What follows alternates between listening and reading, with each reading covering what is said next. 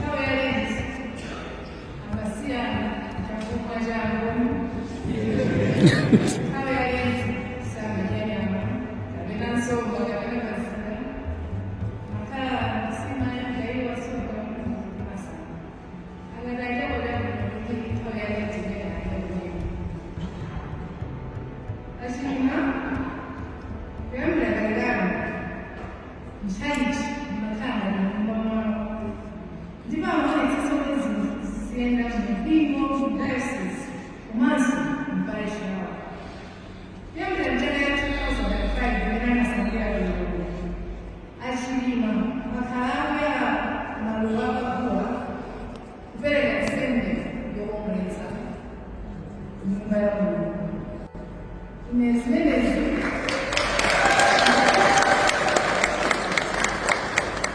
nazidziwa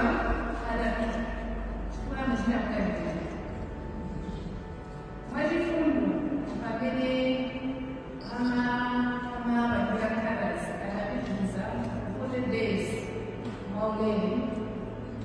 wankalasi zinaiza mtengo wakuona wazimakaza kuishi wakati kuyambira kuti ndikuona kuti kalasi akristu aine ake kuyipitiriza pankhani za fundraising makhala patsogolo nokumbukira Patrick celebration imene ijakababa kusachibwana ayaperetsa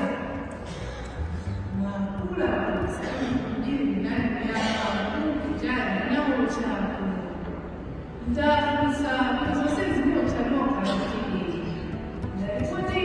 akati yakuenzana kudalesa kulesekati pakati zimene zile kuperesera ndani amayakabulia kubala twenu ina mabwera amene aliuperewekwa inavanga yanini